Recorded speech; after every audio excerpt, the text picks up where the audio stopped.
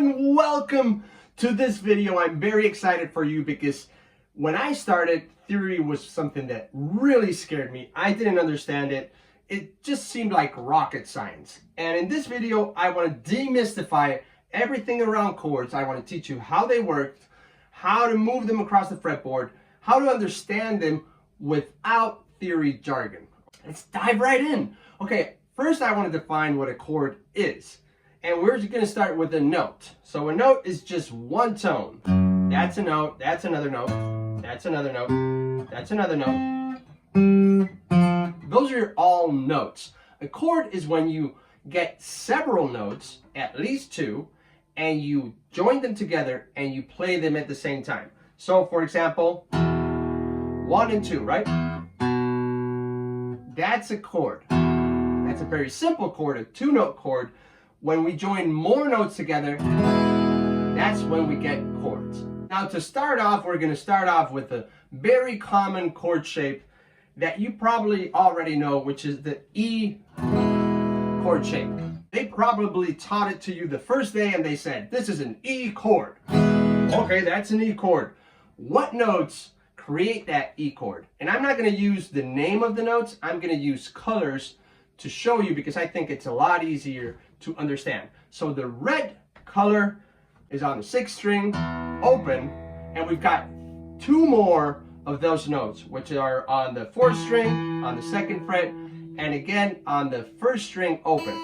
All those are red notes. Let's just say they're red, okay? And they name the chord E. Those are E notes. Then we have other notes to create that chord. We've got green notes on the 5th string, 2nd fret, and we also have it on the 2nd string, open. Those are green notes, and if you look closely, there's only one blue note, which is this one over here, okay, on the 3rd string, 1st fret. Now, if you look at an E minor, what's the difference between an E major and an E minor? It's just that blue note. All the other notes stay exactly the same. So to go from a major chord to a minor chord, there's only one note difference. And to create a major chord, we need 3 notes.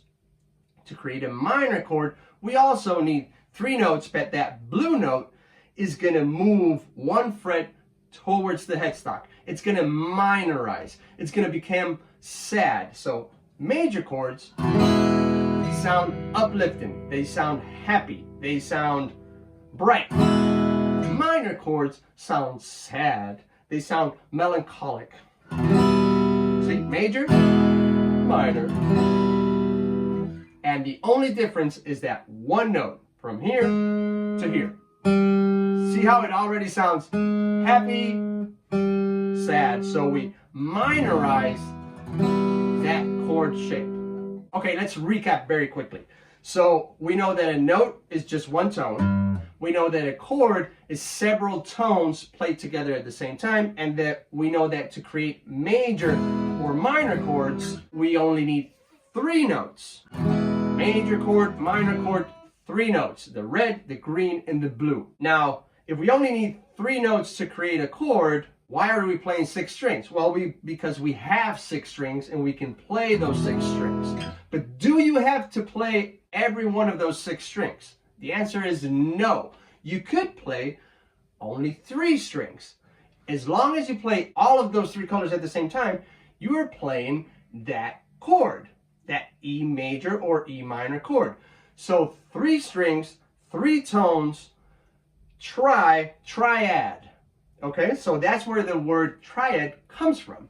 Tri meaning 3. So every time you play that E or E minor, you're basically playing a triad. So you already know what a triad is. Now, how do we choose what triad to play? So then you said you can play only 3 strings. Okay, so let's look at the colors. So we've got red, green, and blue. So if I want to play a major E, an E major, I can play that. All the 3 thinnest strings, right? I could also play strings 2, 3, and 4. And I could also play strings 3, 4, and 5, for example, right? Now, if I play strings 4, 5, and 6, is that a triad? If you look closely, those are red, green, and red again. That is not a triad because it doesn't contain all 3 colors. Okay, so let's just focus on this note over here, because we're playing an E major or an E minor chord. But what about all the other chords? We've got E, A, D, G, B, E, C. We've got a lot of other chords. So how can we play all those other chords? Check this out. This is a ret note, and I told you it named the chord. So it's an E or an E minor, right? That's an E note. What happens to that note if I start moving it to other places of the fretboard?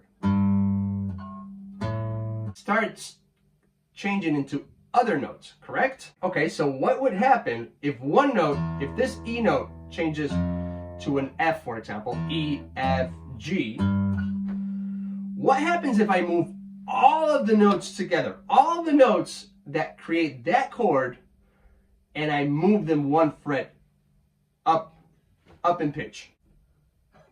What do you think will happen? If one note becomes another note, one chord shape, that entire shape is going to become another chord. So if you realize we still have a red, green, red, blue, green, red. All those notes that create a chord are inside. So we're just moving that E major shape up 1 fret to create E, F. Now we move it 2 frets up, so we've got E, F, G, and we place the exact same shape, the exact same order of notes.